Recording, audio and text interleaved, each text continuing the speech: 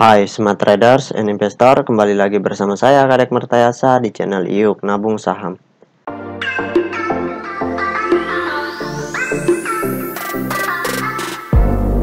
Nah, di episode kali ini kita akan membahas salah satu perusahaan yang direquest oleh Rawi Deka dan Dul Rohman. Oke, untuk mempersingkat waktu kita langsung saja buka datanya di aplikasi iPod ya. Jika Anda menyukai konten-konten kami mengundang Anda untuk mengklik tombol like dan subscribe agar Anda mendapatkan video terbaru kami setiap minggunya. Nah, kita langsung saja ganti kode sahamnya di sini BMTR. Kemudian kita enter. Nah, kali ini saya tidak akan membahas lagi mengenai grafiknya ya, karena ada yang menegur saya katanya menggunakan analisa teknikal. Jadi langsung saja kita buka data broker summary-nya. Untuk mengetahui aktivitas dari investor besarnya selama sebulan lebih terakhir ini ya. Di sini kita cek dari tanggal 3 Januari 2022 sampai tanggal 18 Februari 2022. Di periode ini investor besarnya itu ngapain? Seperti itu. Jadi kita nggak usah lihat teknikalnya lagi. Kita langsung ke data transaksinya.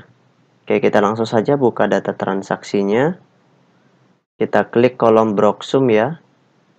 Selanjutnya di sini kita masukkan tanggalnya. Kita ganti dulu kode sahamnya ya, BMTR.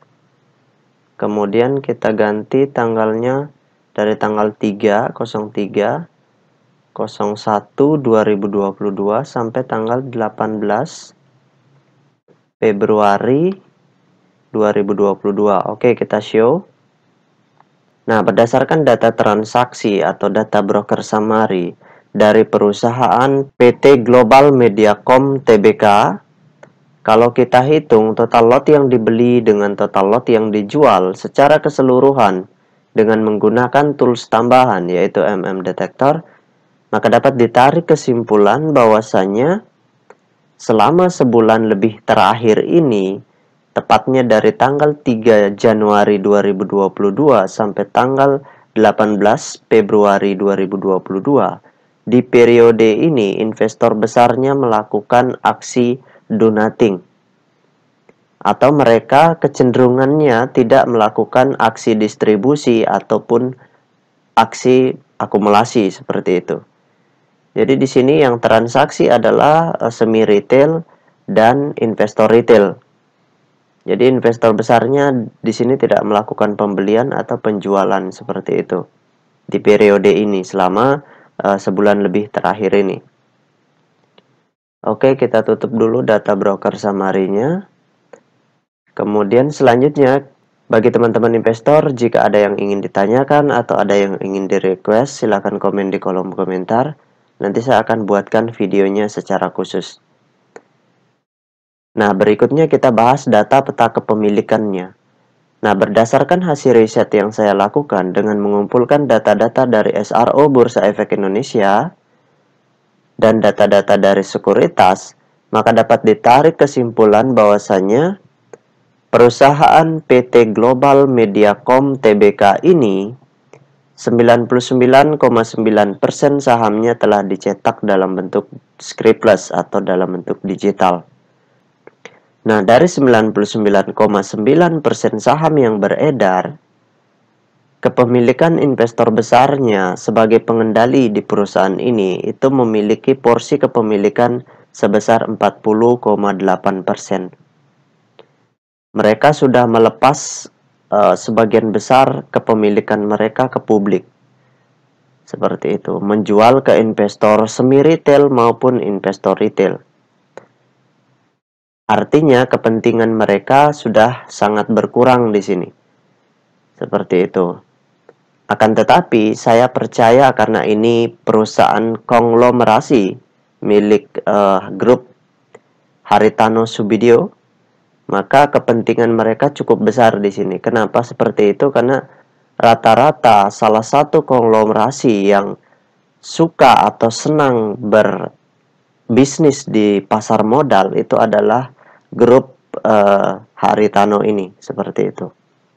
Nah, kemudian kepemilikan investor retail di perusahaan ini sebesar 25,1%. Jadi retailnya pun sudah menyentuh ambang batas tertinggi dari kepemilikan retail. Tidak ada masalah sih kalau saya pribadi melihat perusahaan ini, karena ini masuk dalam grup Haritano ya, seperti itu. Jadi masih bisa diinvestasikan jangka panjang, itu karena memang grup Haritano itu sangat memperhatikan saham-saham perusahaan yang mereka miliki, seperti itu. Walaupun kepemilikan investor besarnya sangat kecil, bukan sangat kecil ya, cukup kecil lah, seperti itu.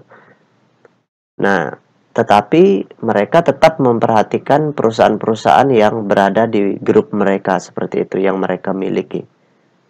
Jadi untuk investasi jangka panjang 5 tahun itu oke lah di perusahaan ini. Kenapa? Karena masih diawasi, artinya masih kemungkinan naik itu masih besar sekali. Nah, oke, kita tutup dulu. Nah, sekarang kita masuk ke perusahaan yang kedua. Perusahaan yang kedua ini di-request oleh Arif Muslim. Kode sahamnya ATIK. Nama perusahaannya PT Anabatik Teknologi Tbk. Oke, untuk mempersingkat waktu kita langsung saja buka datanya di aplikasi iPad ya.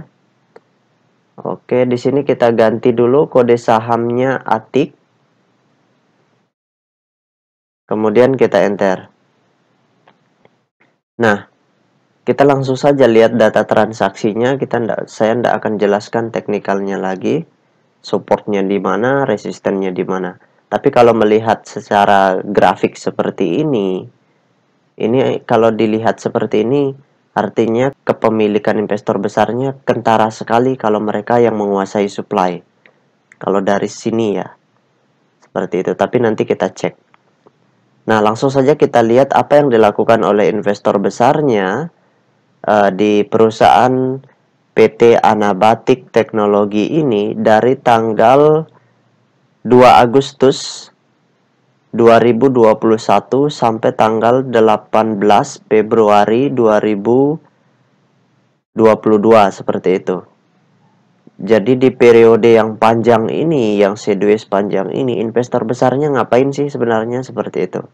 Setelah mereka markup, kemudian di sini mereka jualan, terus di sini mereka ngapain? Apakah mereka akumulasi atau masih distribusi di bawah sini? Seperti itu. Atau malahan tidak ngapa-ngapain, seperti itu. Oke, kita buka data broker summary-nya. Kemudian langsung kita klik Broksum. Selanjutnya kita ganti kode sahamnya ATIK. Kemudian kita klik tanggal 2 tadi ya. 02 08 Agustus ya. 2021 sampai tanggal 18 Februari 2022. Oke, kita show.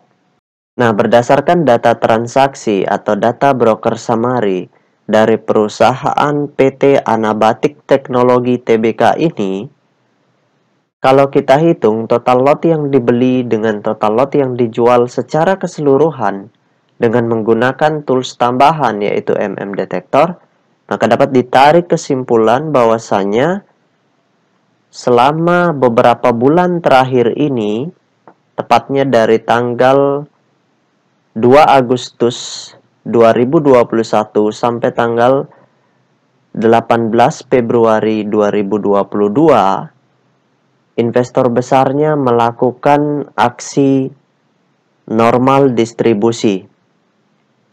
Jadi ternyata selama beberapa bulan terakhir harga sahamnya sideways seperti ini, investor besarnya masih distribusi di periode ini. Jadi belum ada tanda-tanda mereka akumulasi. Jadi harganya tidak akan mungkin naik tinggi seperti itu. Karena di sini belum ada akumulasi seperti itu. Namun kita lihat dulu sebentar peta kepemilikannya ya. Nah, kita tutup dulu ini data broker summary-nya. Nah, bagi teman-teman investor, jika ada yang ingin ditanyakan atau ada yang ingin di-request, silakan komen di kolom komentar. Nanti saya akan buatkan videonya secara khusus. Nah, langsung saja kita cek data peta kepemilikannya.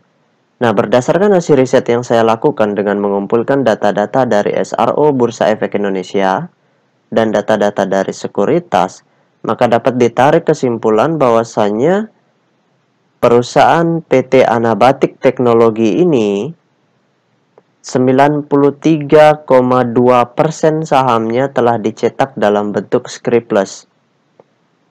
Nah, dari 93,2% saham yang beredar, kepemilikan investor besarnya sangat besar di perusahaan ini, yaitu 81,7%. Nah, seperti yang saya katakan tadi, saya di awal menduga bahwa kalau kita lihat dari segi grafik, perusahaan ini dikuasai oleh investor besarnya. Artinya investor besarnya memiliki porsi kepemilikan yang sangat besar. Nah, dan ternyata benar adanya bahwa kepemilikan investor besarnya sangat besar di perusahaan ini. Seperti itu. Dan kalau kepemilikan investor besarnya sangat besar seperti ini mereka tidak perlu melakukan akumulasi lagi nanti. Bisa jadi walaupun keadaannya sekarang adalah normal distribusi, kemudian tiba-tiba harganya langsung naik tinggi. Kenapa seperti itu? Ya mereka tidak perlu lakukan akumulasi karena kepemilikan mereka, barang-barang yang saham-saham yang mereka miliki itu mayoritas di perusahaan ini. Jadi mereka yang menguasai supply. Jadi ketika mereka ingin membeli, cukup langsung dengan memborong saja. Tidak perlu lagi mereka mengakumulasi, membeli secara pelan-pelan untuk menambah porsi kepemilikan mereka. Seperti itu. Karena porsi kepemilikan mereka sangat besar di perusahaan ini. Seperti itu. Nah, jangan heran kalau perusahaan-perusahaan seperti ini, harga sahamnya naik sangat signifikan. Bisa sampai 200-300%. Atau bahkan bisa sampai 1000% seperti itu. Nah, kepemilikan investor retail di perusahaan ini sangat kecil ya, yaitu 12%. Artinya ya mereka tidak sulit untuk memarkup harga karena kepemilikan retail juga kecil di perusahaan ini. Seperti itu. Nah, itu saja yang dapat saya sharingkan untuk Arif Muslim. Nah, bagi teman-teman investor, sekali lagi jika ada yang ingin ditanyakan atau ada yang ingin di-request, silakan komen di kolom komentar. Nanti saya akan buatkan videonya secara khusus. Baik teman-teman investor, see you next time. Salam cuan selalu.